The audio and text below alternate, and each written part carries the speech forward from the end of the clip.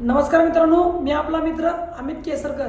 Thumbnail बघून video बघण्यासाठी आलाच असाल तर व्हिडिओ शेवटपर्यंत बघा, कारण की महाराष्ट्र पोलीस भरती लवकरच निघणार आहे. त्याचबरोबर महाराष्ट्र पोलीस भरतीमध्ये तुम्हाला अर्ज करताना लक्ष द्या मित्रांनो, नीट ऐका.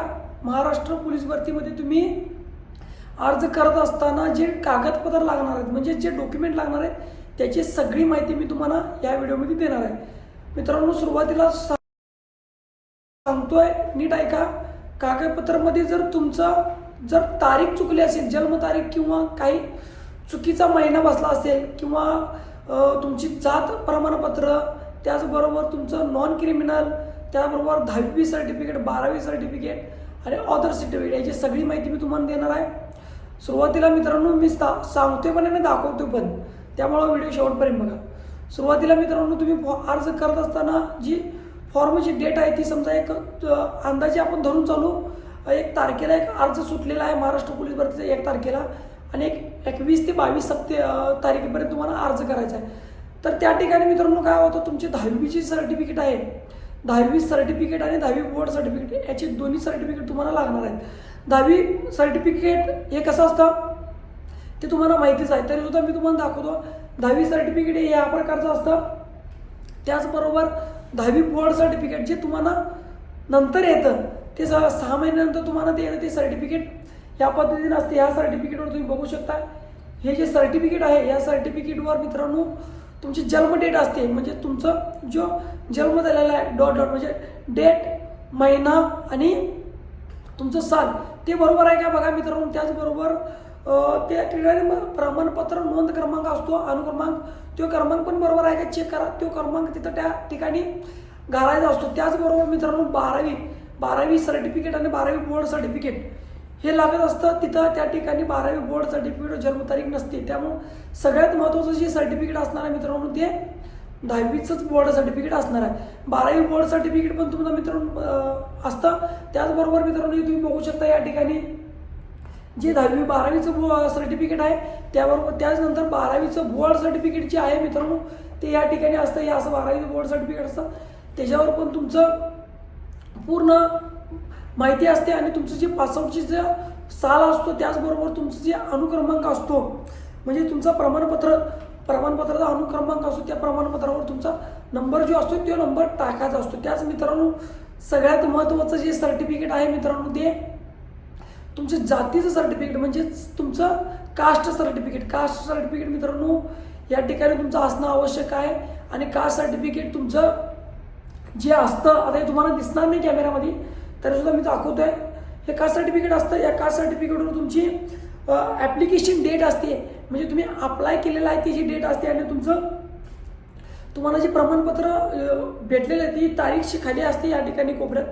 त्या तारखेमध्ये मित्रांनो तुमचं जे पोलीस भरतीची ॲड समजा 1 तारखेपासून 20 तारखेपर्यंत निघालेली आहे, तर 20 तारखेच्या आतलं ते मित्रांनो ती तारीख शेवटची पाहिजे, तर तुमचा फॉर्म त्या ठिकाणी पात्र असतो. तुम्ही जर टोकन नंबरवर भरला, हे टोकन नंबर असतो मित्रांनो वरती, टोकन नंबरवर अनेक ठिकाणी विद्यार्थ्यांना बाहेर काढलेलं आहे. SRPFमध्ये कालच एक विद्यार्थी मला भेटला होता, SRPFमध्ये माझा टोकन क्रमांक दिला होता आणि त्या ठिकाणी जी तारीख आहे ती तारीख त्या ठिकाणी भेटली नाही, त्यामुळे ते अपात्र झालेलं आहे मित्रांनो.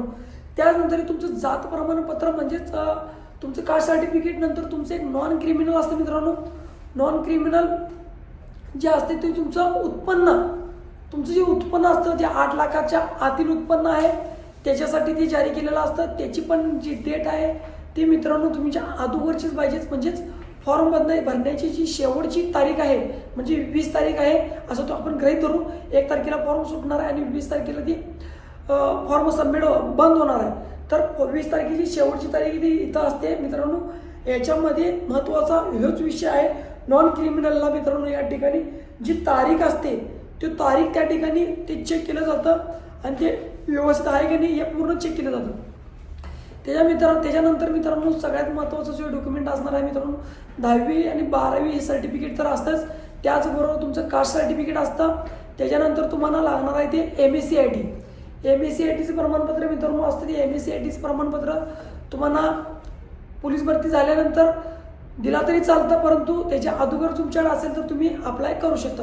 आता एवढ्या सगळ्यांच्या मध्ये फॉर्म भरताना मित्रांनो सगळ्यात महत्त्वाचा जो मुद्दा आहे तो मित्रांनो आधार कार्ड, तुमचं जे आधार कार्ड आहे आधार कार्डवर आपण फॉर्म भरू शकतो.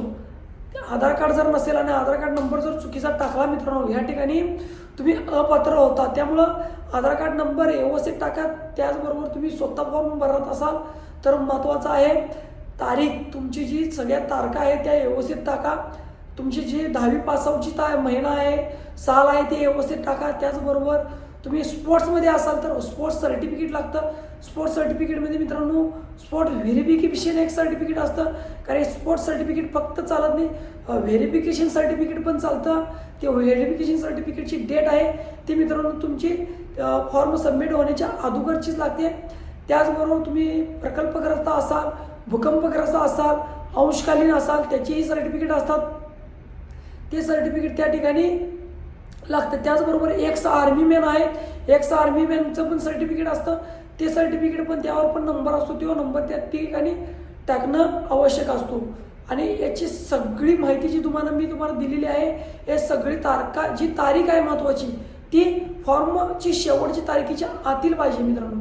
माझा हा व्हिडिओ तुम्हाला आवडला असेल तर लाईक करा, शेअर करा आणि तुम्हाला कोणत्या टॉपिकवर व्हिडिओ पाहिजे आहे, तुम्हाला कोणती माहिती पाहिजे आहे हे सांगण्यासाठी मला कमेंट करत चला. माझ्या चॅनलवर नवीन असाल तर सबस्क्राईब करायला विसरू नका. जय हिंद, जय महाराष्ट्र.